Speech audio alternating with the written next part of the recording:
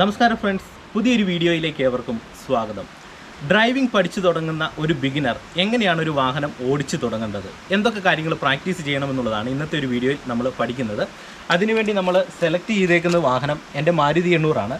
നിങ്ങളറിയാം, നമ്മളെല്ലാം വാഹനം ഓടിച്ചു പഠിച്ചു തുടങ്ങുന്നത് എപ്പോഴും മാരുതി 800-ലാണ്. അതുകൊണ്ട് തന്നെ അത്തരത്തിൽ വാഹനം പഠിച്ചു തുടങ്ങുന്ന തുടക്കക്കാർക്ക് ഈ ഒരു വീഡിയോ വളരെയധികം ഗുണം ചെയ്യും. എന്തൊക്കെ കാര്യങ്ങൾ പ്രാക്ടീസ് ചെയ്യണമെന്നുള്ളത് വണ്ടി ഓടിച്ച് തന്നെ നിങ്ങളെ കാണിച്ചു തരാം. നിങ്ങൾ വീഡിയോ പൂർണ്ണമായിട്ട് കാണുക. വീഡിയോ ഇഷ്ടപ്പെട്ടാൽ മറക്കാതെ ചാനലൊന്ന് സബ്സ്ക്രൈബ് ചെയ്യുക, വീഡിയോയ്ക്ക് ഒരു ലൈക്ക് തരിക. അതോടൊപ്പം തന്നെ കൂട്ടുകാരുടെ ഇടയിലേക്ക് ജസ്റ്റ് വീഡിയോ ഒന്ന് ഷെയർ ചെയ്ത് നൽകുക. 800 cc ഉള്ള ചെറിയൊരു വാഹനമാണ്. 3, 2, 5 പേർക്ക് നമുക്ക് യാത്ര ചെയ്യാൻ പറ്റുന്ന ചെറിയൊരു വാഹനം.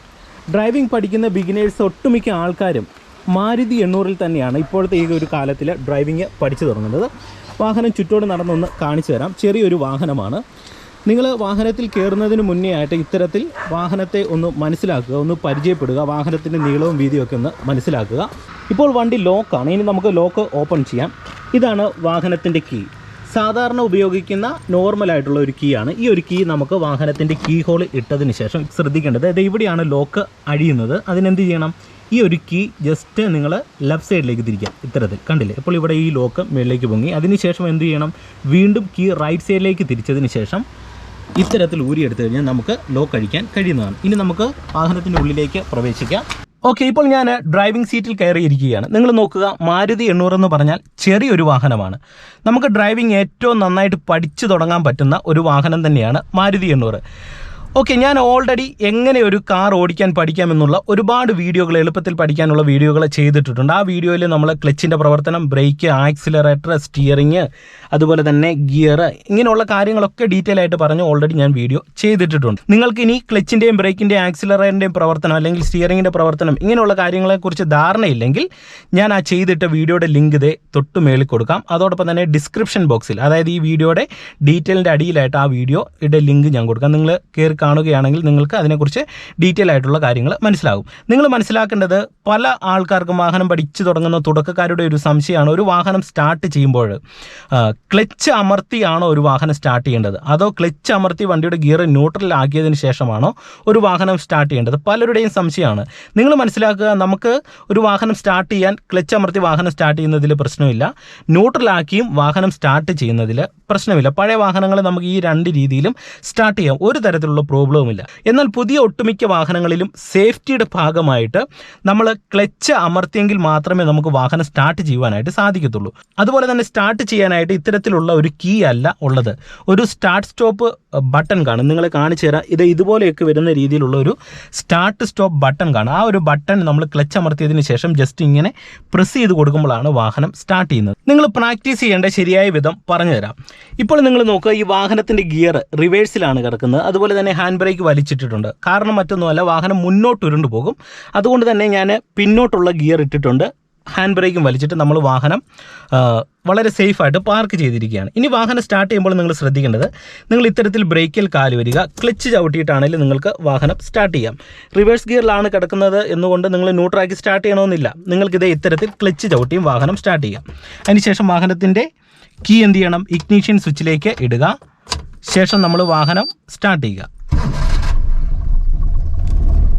ഓക്കെ, ഇപ്പോൾ വണ്ടി സ്റ്റാർട്ടായി. ഇനി നിങ്ങൾക്ക് വണ്ടിയുടെ ഗിയർ ന്യൂട്രാക്കി സ്റ്റാർട്ട് ചെയ്യുന്നതിലും പ്രശ്നമില്ല. നിങ്ങൾ അതും കൂടെ ഒന്ന് കാണിച്ചു തരാം. ഓക്കെ, വണ്ടി ഞാൻ ഓഫാക്കി. ആദ്യമായിട്ട് എൻ്റെ കാല് ബ്രേക്കിൽ വരുന്നു, ക്ലച്ച് അമർത്തുന്നു, വണ്ടിയുടെ ഗിയർ ഞാൻ എന്ത് ചെയ്യുന്നു? ന്യൂട്രാക്കി കൊടുക്കുന്നു. അതിനുശേഷം ക്ലച്ചിൽ നിന്ന് കാല് അയക്കുന്നു, ബ്രേക്കിൽ കാല് വെക്കുന്നു, വാഹനം സ്റ്റാർട്ട് ചെയ്യുന്നു. ഓക്കെ, അപ്പോൾ ഈ രണ്ട് രീതിയിൽ നിങ്ങൾ വാഹനം സ്റ്റാർട്ട് ചെയ്തോളൂ. നിങ്ങൾക്ക് ഇഷ്ടമുള്ള ഒരു മെത്തേഡ് നിങ്ങൾക്ക് സെലക്ട് ചെയ്യാം. ഓക്കെ, ഇനി ചെയ്യാൻ പോകുന്നത് എന്താണ്? ക്ലച്ച് ചവിട്ടുന്നു, ശേഷം നമുക്ക് വാഹനം മുന്നോട്ടെടുക്കണം. അതിനെന്ത് ചെയ്യുന്നു? ഫസ്റ്റ് ഗിയർ കൊടുക്കുന്നു. അത് കൃത്യമായിട്ട് നിങ്ങൾ ചേർത്തിടുക. ഗിയർ ലിവർ ലെഫ്റ്റ് സൈഡിലേക്ക് ചേർത്തിട്ട് മേലിലേക്ക് ഇട്ടാൽ ഫസ്റ്റ് ഗിയർ വീണു. ഇനി എന്ത് ചെയ്യണം? ഹാൻഡ് ബ്രേക്ക് റിലീസ് ചെയ്യുന്നു. ഈ കാര്യങ്ങളൊക്കെ തുടക്കക്കാർക്ക് അറിയാവുന്ന കാര്യങ്ങളാണ്, അതുകൊണ്ടാണ് കൂടുതൽ ഡീറ്റെയിൽ ആയിട്ട് പറയാത്തത്. ഫസ്റ്റ് ഗിയർ നിങ്ങൾ കൃത്യമായിട്ട് ഇടുക. ഇനി ഗിയറിനെ കുറിച്ച് നിങ്ങൾക്ക് അറിയത്തില്ലെങ്കിൽ ഗിയർ എങ്ങനെ ഇടാമെന്നുള്ള വീഡിയോ ഞാൻ ഓൾറെഡി ചെയ്തിട്ടുണ്ട്. ആ വീഡിയോയുടെ ലിങ്ക് ഇതേ ഇപ്പോൾ തൊട്ട് മേളിൽ വരും. നിങ്ങൾക്ക് ആ വീഡിയോയും കയറി കാണാം. ഇല്ലെങ്കിൽ ഡിസ്ക്രിപ്ഷൻ ബോക്സിൽ ഞാൻ ഡീറ്റെയിൽ ആയിട്ട് കൊടുത്തേക്കാം. നിങ്ങൾ ജസ്റ്റ് കയറി വീഡിയോ കാണുക. ഓക്കെ, ഇനി നിങ്ങൾ പ്രാക്ടീസ് ചെയ്യേണ്ട ഒരു മെത്തേഡ് പറഞ്ഞു തരാം. ഇത് നിങ്ങൾ ശ്രദ്ധയോടെ പ്രാക്ടീസ് ചെയ്യുക. നിങ്ങളൊരു വാഹനം സ്റ്റാർട്ട് ചെയ്ത് മുന്നോട്ടെടുക്കുന്ന അവസരങ്ങളിൽ ആദ്യമായിട്ട് മനസ്സിലാക്കേണ്ടത് ക്ലച്ചിൽ നിന്ന് എത്രയധികം കാലയക്കുമ്പോഴാണ് വാഹനം മുന്നോട്ട് നീങ്ങുന്നതെന്ന്. അതിനെന്ത് ചെയ്യണം, നിങ്ങൾ ബ്രേക്കിൽ ജസ്റ്റ് കാല് വെക്കുക, ചവിട്ടി താക്കരുത്, ചെറുതായിട്ടൊന്ന് കാല് വെച്ചേക്കുക. നമുക്ക് ആവശ്യമുണ്ടെങ്കിൽ വണ്ടി നിർത്തണം, അതിനുവേണ്ടി മാത്രം ജസ്റ്റ് ഒന്ന് ബ്രേക്ക് വെച്ചിട്ട് എന്ത് ചെയ്യണം, ഏറ്റവും പതിയെ ക്ലച്ചിൽ നിന്ന് നിങ്ങൾ കാലയക്കുക, ഏറ്റവും പതിയെ കാലയക്കുക. ഞാനിത് ഏറ്റവും പതിയെ ക്ലച്ചിൽ നിന്ന് കാലയക്കുകയാണ്. ഇപ്പോൾ കണ്ടില്ല, വണ്ടി മുന്നോട്ട് നീങ്ങി. ഞാൻ ആക്സിലറേറ്റർ കൊടുത്തില്ല, അതിനുശേഷം ഇത് ഞാൻ ക്ലച്ച് വീണ്ടും താഴോട്ട് അമർത്തി ബ്രേക്ക് വെച്ചു, ചവിട്ടി നിർത്തി. ഇപ്പോൾ വാഹനം നിന്നു, കണ്ടില്ലേ? അപ്പോൾ ക്ലച്ച് ഞാനൊരു ഹാഫ് അയച്ചപ്പോൾ വാഹനം മുന്നോട്ട് നീങ്ങി. വീണ്ടും ഞാൻ നിങ്ങളെ ഒന്ന് കാണിച്ചു തരാം. ബ്രേക്കിൽ നിന്ന് കാലയക്കുന്നു, ജസ്റ്റ് ബ്രേക്കിൽ ഇങ്ങനെ കാല് വെറുതെ വെച്ചാൽ മതി. അതിനുശേഷം ഞാൻ എന്ത് ചെയ്യുന്നു, ക്ലച്ചിൽ നിന്ന് മെല്ലെ കാലയക്കുകയാണ്. ഇതേ വാഹനം ഇപ്പോൾ മെല്ലെ കണ്ടോ റൺ ചെയ്ത് തുടങ്ങുന്നു, ഉണ്ട്, കണ്ടില്ലേ? അപ്പോൾ ഇങ്ങനെ നിങ്ങൾക്ക് വാഹനത്തിൻ്റെ ഹാഫ് ക്ലച്ച് കണ്ടുപിടിക്കാം. ഇത് നിങ്ങൾ തുടക്കത്തിൽ വാഹനം നിർത്തിയെടുത്ത് ഒന്ന് പ്രാക്ടീസ് ചെയ്യുക. ഇത് ഡ്രൈവിംഗ് പഠിച്ചു തുടങ്ങുന്ന തുടക്കക്കാർക്ക് എളുപ്പത്തിൽ ഹാഫ് ക്ലച്ച് മനസ്സിലാകാനായിട്ടുള്ള ഒരു ടെക്നിക്കാണ് പറഞ്ഞു തന്നത്. ഇത് എക്സ്പേർട്ടായിട്ട് വാഹനം ഓടിക്കുന്നവർ ഇത് കാണുമ്പോൾ അവർ പറയും, എന്തുകൊണ്ട് ആക്സിലറേറ്റർ കൊടുത്ത് വാഹനം എടുത്തില്ല എന്നുള്ളൊരു ചോദ്യം വരും. ഇത് നിങ്ങൾ പഠിക്കുന്ന ബിഗിനേഴ്സിന് ഏറ്റവും ആദ്യം ഹാഫ് ക്ലച്ച് മനസ്സിലാക്കി എടുക്കാനായിട്ടുള്ളൊരു ടെക്നിക്കാണ് ഞാൻ പറഞ്ഞു തരുന്നത്. വീണ്ടും നിങ്ങൾ എന്ത് ചെയ്യണം, വീണ്ടും വാഹനം മുന്നോട്ടെടുത്ത് പ്രാക്ടീസ് ചെയ്യുക. അതിനെന്ത് ചെയ്യണം, ബ്രേക്കിൽ മെല്ലെ കാല് വെക്കുക, ചവിട്ടി പിടിക്കരുത്, മെല്ലെ കാല് വെക്കുക. അതിനുശേഷം ഏറ്റവും പതിയെ ക്ലച്ചിൽ നിന്ന് കാലയക്കുക. നിങ്ങൾ നോക്കുക, ഞാൻ ഏറ്റവും പതിയെ ക്ലച്ചിൽ നിന്ന് കാലയക്കുകയാണ്. ഇപ്പോൾ ഇതേ വണ്ടി മെല്ലെ മുന്നോട്ട് നീങ്ങുന്നുണ്ട്, നിങ്ങൾ നോക്കുക, കണ്ടില്ലേ? ക്ലച്ചിൽ തന്നെ വണ്ടി മുന്നോട്ട് നീങ്ങി. ഇനി വണ്ടി നിർത്തണമെന്നുണ്ടെങ്കിൽ എന്ത് ചെയ്യണം, ക്ലച്ച് ചവിട്ടുക, ബ്രേക്ക് വരിക. അപ്പോൾ നിങ്ങൾക്കിപ്പോൾ ഏകദേശം വാഹനത്തിൻ്റെ ആ ഒരു ഹാഫ് ക്ലച്ചിൽ നിന്ന് എത്രയധികം കാലയക്കുമ്പോൾ വണ്ടി നീങ്ങുന്നു എന്ന് മനസ്സിലായില്ലേ? ഇനി നിങ്ങൾ ചെയ്യേണ്ടത്, ഈ മെത്തേഡ് മാറ്റിയതിന് ശേഷം ബ്രേക്കിൽ നിന്ന് കാലെടുത്ത് ഇത്തരത്തിൽ ആക്സിലറേറ്ററിൽ വെക്കുക.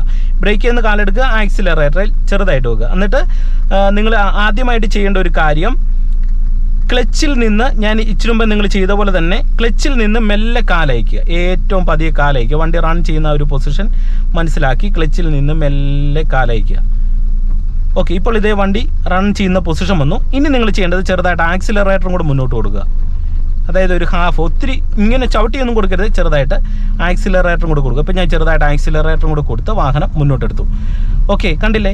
ഇത് ഇങ്ങനെ ചെയ്യാൻ പറയുന്നത്, നമ്മളൊരു നിരപ്പ് റോഡിലാണെങ്കിൽ ക്ലച്ചിൽ നിന്ന് കാലയക്കുമ്പോൾ വണ്ടി നീങ്ങും. എന്നാൽ ഒരു കയറ്റത്താണെങ്കിൽ ക്ലച്ചിൽ നിന്ന് കാലയക്കുന്നതിനോടൊപ്പം ആക്സിലറേറ്റർ കൊടുത്താലേ വണ്ടി നീങ്ങത്തുള്ളൂ. ഓക്കെ, വീണ്ടും നമുക്ക് ഇവിടെ ഒന്ന് നിർത്താം. ഇതേ ഞാൻ ക്ലച്ചും ബ്രേക്കും ചവിട്ടി നിർത്തി. ഇനി ഒരു ഇറക്കത്താണ് നിങ്ങൾ വണ്ടി മുന്നോട്ട് എടുക്കുന്നതെങ്കിൽ വളരെ സിമ്പിളാണ്. ഫസ്റ്റ് ഗിയർ കൊടുക്കുക, ബ്രേക്കിൽ നിന്ന് കാലെടുക്കുക, കാലയക്കുമ്പോൾ തന്നെ ഇറക്കത്ത് വണ്ടി മുന്നോട്ട് നീങ്ങി തുടങ്ങും. നിങ്ങൾ നോക്കുക. അതിനുശേഷം വണ്ടി ആവറേജ് റണ്ണായെന്ന് തോന്നിക്കഴിഞ്ഞാൽ എന്ത് ചെയ്യണം, ക്ലച്ചിൽ നിന്ന് കാലെടുത്ത് മാറ്റുക. ശേഷം ഇതേ ഇത്തരത്തിൽ ബ്രേക്കിൽ ജസ്റ്റ് കാല് വെച്ചേക്കുക, കണ്ടില്ലേ? വണ്ടി അങ്ങ് പൊക്കോളും. ഇനി വണ്ടി നിർത്തണമെന്ന് തോന്നിക്കഴിഞ്ഞാൽ ക്ലച്ചും ബ്രേക്കും ചവിട്ടുക.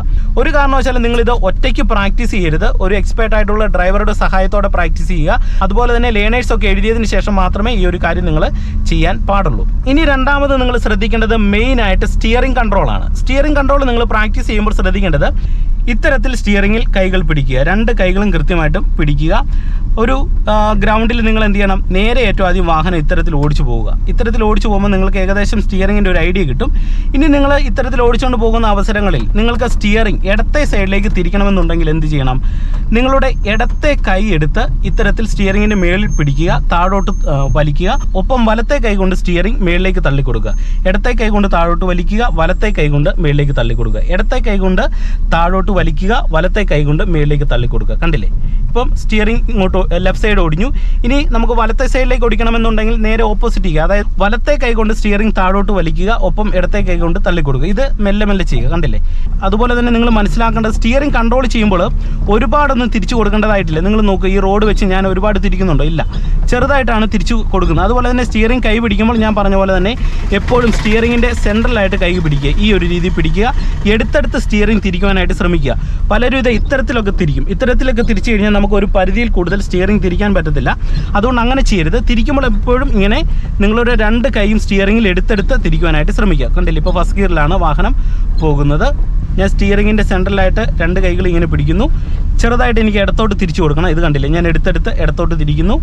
ഇടത്ത് തിരിഞ്ഞ് ഇനി നിവർത്തി കൊടുക്കണം. ഇത് വലത്തോട്ട് വീണ്ടും സ്റ്റിയറിംഗ് നേരെയാക്കി കൊടുക്കുന്നു. കണ്ടില്ലേ, ചെറുതായിട്ടാണ് തിരിക്കുന്നത്. അപ്പോൾ നിങ്ങൾ ശ്രദ്ധിക്കേണ്ട ഒരു പോയിന്റ്, സ്റ്റിയറിംഗ് ഒരുപാടൊന്നും തിരിക്കേണ്ട കാര്യമില്ല, ചെറുതായിട്ട് തിരിച്ചു കൊടുക്കുക. നല്ല ടേൺ എടുക്കുന്ന അവസരങ്ങളിലാണ് സ്റ്റിയറിംഗ് നമുക്ക് നന്നായിട്ട് തിരിക്കേണ്ടി വരുന്നത്. അത് നിങ്ങളെ ഞാനൊന്ന് കാണിച്ചു തരാം. ഇവിടെ വണ്ടി നിർത്തിയതിന് ശേഷം ഇനി നമുക്ക് ഇടത്തെ സൈഡിലേക്ക് സ്റ്റിയറിംഗ് പൂർണ്ണമായിട്ട് തിരിച്ച് ഒടിഞ്ഞു കയറണമെന്നുണ്ടെങ്കിൽ നിങ്ങൾ ചെയ്യേണ്ടത്, നിങ്ങളുടെ ഇടത്തെ കൈ എടുത്ത് സ്റ്റിയറിംഗ് ഇങ്ങനെ വെക്കുക. അതിനുശേഷം ഇടത്തെ കൈ കൊണ്ട് നേരെ താഴോട്ട് സ്റ്റിയറിംഗ് വലിക്കുക. ആ ഒരു സമയത്ത് നമ്മൾ വലത്തെ കൈ ഫ്രീ ആക്കിയിട്ട് വലത്തെ കൈ കൊണ്ട് ഇവിടെ വലിച്ചതിന് ശേഷം മേളിലേക്ക് ഇങ്ങനെ തള്ളിക്കൊടുക്കുക. ഇടത്തെ കൈ കൊണ്ട് താഴോട്ട് വലിക്കുക, വലത്തെ കൈ കൊണ്ട് മേളിലേക്ക് തള്ളിക്കൊടുക്കുക. അപ്പോൾ ഇതുകൊണ്ടില്ലേ ഇങ്ങനെ നിങ്ങൾക്ക് എടുത്തെടുത്ത് സ്റ്റിയറിംഗ് ഇടത്തോട്ട് പൂർണ്ണമായിട്ട് തിരിക്കാം. ഇനി നിങ്ങൾക്ക് സ്റ്റിയറിംഗ് നേരെയാക്കണമെന്നുണ്ടെങ്കിൽ എന്ത് ചെയ്യണം? ഓൾറെഡി ഇപ്പോൾ ഇടത്തെ സൈഡിലേക്ക് വാഹനത്തിൻ്റെ ടയർ സ്റ്റിയറിംഗ് തിരിഞ്ഞ് കിടക്കുകയാണ്. നമുക്ക് നേരെയാക്കണമെന്നുണ്ടെങ്കിൽ വലത്തെ കൈ എടുത്ത് സ്റ്റിയറിംഗിൽ ഇത്തരത്തിൽ പിടിക്കുക. അതിനുശേഷം താഴോട്ട് വലിക്കുക. ആ ഒരു സമയത്ത് ഇടത്തെ കൈ ഫ്രീ ആക്കി കൊടുക്കുക. അതിനുശേഷം എന്ത് ചെയ്യണം? ഇടത്തെ കൈ കൊണ്ട് ഇങ്ങനെ തള്ളിക്കൊടുക്കുക. വലത്തെ കൈ കൊണ്ട് നേരെ താഴോട്ട് വലിക്കുക, ഇടത്തെ കൈ കൊണ്ട് തള്ളിക്കൊടുക്കുക. ഇത്തരത്തിൽ എടുത്തെടുത്ത് വേഗത്തിൽ തിരിച്ച് പ്രാക്ടീസ് ചെയ്യും. ഇനി നിങ്ങൾ മൂന്നാമതായിട്ട് പ്രാക്ടീസ് ചെയ്യേണ്ടതാണ് ഗിയറിൻ്റെ പൊസിഷൻ കൃത്യമായിട്ട് മനസ്സിലാക്കുക എന്നുള്ളത്. നിങ്ങൾക്ക് ഗിയറിൻ്റെ പൊസിഷൻ എല്ലാവർക്കും അറിയാമെന്ന് പ്രതീക്ഷിക്കുന്നു. ഇനി പ്രാക്ടീസ് ചെയ്യേണ്ട ഒരു വിധം ഞാൻ പറഞ്ഞുതരാം. നിങ്ങൾ ജസ്റ്റ് ഗ്രൗണ്ടിൽ ചെന്നതിന് ശേഷം ഓരോ ഗിയറും ഇട്ട് നിങ്ങൾ വാഹനം ഓടിക്കുന്നത് പോലെ തന്നെ ഇമാജിൻ ചെയ്ത് പ്രാക്ടീസ് ചെയ്യുക. ഉദാഹരണം പറയാം, നമ്മൾ വാഹനം ഇത്തരത്തിൽ ബ്രേക്കിൽ വരുന്നു, ക്ലച്ച് ചവിട്ടി നമ്മൾ വാഹനം സ്റ്റാർട്ട് ചെയ്തതിന് ശേഷം ഫസ്റ്റ് ഗിയർ കൊടുക്കുന്നു. ശേഷം എന്ത് ചെയ്യുന്നു? നമ്മൾ ബ്രേക്കിൽ നിന്ന് കാലെടുത്ത് ചെറുതായിട്ട് ആക്സിലറേറ്റർ കൊടുത്ത് ഒപ്പം ക്ലച്ചിൽ നിന്ന് കാലയച്ച് വാഹനം ഇങ്ങനെ മുന്നോട്ടെടുക്കുന്നു. ഇത് ഇങ്ങനെ ഇമാജിൻ ചെയ്ത് പ്രാക്ടീസ് ചെയ്യുക. അതിനുശേഷം നമ്മൾ ആക്സിലറേറ്റർ കൊടുത്ത് വാഹനത്തിന് മൂവ്മെൻറ്റ് ആക്കുന്നു, ആക്സിലറേറ്റർ കുറയ്ക്കുന്നു. അതിന് ശേഷം ക്ലച്ച് ചവിട്ടുക, സെക്കൻഡ് ഗിയർ കൊടുക്കുക. അതിനുശേഷം വീണ്ടും ക്ലച്ചിൽ നിന്ന് കാലയക്കുന്നു, വീണ്ടും ആക്സിലറേറ്റർ കൊടുത്ത് വാഹനത്തിന് നമ്മൾ മൂവ്മെൻറ്റ് ആക്കുന്നു, ആക്സിലറേറ്റർ കുറയ്ക്കുന്നു, വീണ്ടും ക്ലച്ച് ചവിട്ടുന്നു, തേർഡ് ഗിയർ കൊടുക്കുന്നു. അതിനുശേഷം വീണ്ടും ക്ലച്ചിൽ നിന്ന് കാലയക്കുന്നു, വീണ്ടും ആക്സിലറേറ്റർ കൊടുത്ത് വാഹനം മുന്നോട്ട് പോകുന്നു, വീണ്ടും നമ്മൾ ഫോർത്ത് ഗിയർ കൊടുക്കുന്നു, ആക്സിലറേറ്റർ കുറച്ച് ക്ലച്ച് ചവിട്ടിയിട്ട് ഫോർത്ത് ഗിയർ കൊടുക്കുന്നു. ഓക്കെ, എന്നിട്ട് നമ്മൾ വീണ്ടും നമ്മൾ ക്ലച്ചിൽ നിന്ന് കാലയക്കുന്നു, വീണ്ടും ആക്സിലറേറ്റർ കൊടുത്ത് നമ്മൾ ഫോർത്ത് ഗിയറിൽ ഇങ്ങനെ മുന്നോട്ട് പോകുന്നു. വീണ്ടും മുന്നിലായിട്ട് നമ്മളൊരു കയറ്റം കാണുമ്പോൾ നമുക്ക് ഫോർത്ത് ഗിയറിൽ പോകാൻ കഴിയുന്നില്ല എന്ന് മനസ്സിലാക്കിക്കൊണ്ട് നമ്മൾ എന്ത് ചെയ്യുന്നു? ആക്സിലറേറ്റർ കുറയ്ക്കുന്നു, ക്ലച്ച് ചവിട്ടുന്നു, തേർഡ് ഗിയർ കൊടുക്കുന്നു, ക്ലച്ചിൽ നിന്ന് കാലയക്കുന്നു, വീണ്ടും തേർഡ് ഗിയറിൽ വാഹനം കയറി പോകുന്ന അവസരങ്ങളിലും തേർഡ് ഗിയറിലും വണ്ടി പോകുന്നില്ല എന്ന് തോന്നിക്കഴിഞ്ഞാൽ ആക്സിലറേറ്റർ കുറയ്ക്കുക, ക്ലച്ച് ചവിട്ടുക, ഗിയർ ഡൗൺ ചെയ്ത് നമ്മൾ സെക്കൻഡ് ഗിയർ കൊടുക്കുന്നു, ക്ലച്ചിൽ നിന്ന് കാലയക്കുന്നു, വീണ്ടും ആക്സിലറേറ്റർ കൊടുത്തു പോകുന്നു. വീണ്ടും മുന്നിലായിട്ട് കുത്തനെയുള്ള ഒരു കയറ്റം കാണുക ആണെങ്കിൽ നമ്മൾ എന്ത് ചെയ്യണം? വീണ്ടും ആക്സിലറേറ്റർ കുറയ്ക്കുക, ക്ലച്ച് ചവിട്ടുക, ഫസ്റ്റ് ഗിയർ കൊടുക്കുക, ക്ലച്ചിൽ നിന്ന് കാലയച്ച് വീണ്ടും ആക്സിലറേറ്റർ കൊടുത്ത് നമ്മൾ വാഹനം മുന്നോട്ട് പോകുന്നു. ഇങ്ങനെ ഇമാജിൻ ചെയ്ത് നിങ്ങൾ എല്ലാ ഗിയറും ഇട്ട് പ്രാക്ടീസ് ചെയ്യുക. അപ്പോൾ നിങ്ങൾക്ക് ഗിയറിൻ്റെ പൊസിഷനും ക്ലച്ച്, ആക്സിലറേറ്റർ, ബ്രേക്ക് എങ്ങനെയാണ് യൂസ് ചെയ്യേണ്ടത് എന്നുള്ളതിനെക്കുറിച്ചൊരു ധാരണ കിട്ടും. പ്രാക്ടീസ് ചെയ്തതിന് ശേഷം എന്ത് ചെയ്യണം? പിന്നീട് വണ്ടി സ്റ്റാർട്ട് ചെയ്തിട്ട് ഗിയർ ഇത്തരത്തിലിട്ട് ഓടിച്ചു നോക്കുക. അപ്പോൾ കുറേ കൂടെ ഒരു ഐഡിയ നിങ്ങൾക്ക് വാഹനം ഓടിക്കുന്നതിൽ നിന്ന് കിട്ടും. നിങ്ങളൊരു ഡ്രൈവിംഗ് സ്കൂളിലൊക്കെ പഠിക്കുന്ന ഒരാളാണെങ്കിൽ നിങ്ങൾക്ക് തീർച്ചയായിട്ടും അടിസ്ഥാനപരമായിട്ടുള്ള കാര്യങ്ങൾ വാഹനം ഓടിക്കുന്നതുമായിട്ട് ബന്ധപ്പെട്ട് അറിയാമെന്ന് കരുതുന്നു. അതുകൊണ്ടാണ് ഞാൻ ഡീറ്റെയിൽ ആയിട്ട് ക്ലച്ചിൻ്റെയും ബ്രേക്കിൻ്റെയും ആക്സിലറേറ്ററിൻ്റെയും അല്ലെങ്കിൽ ഗിയറിൻ്റെയും ഒക്കെ പ്രവർത്തനങ്ങൾ മറ്റ് ഡീറ്റെയിൽ ആയിട്ട് പറയാതിരുന്നത്.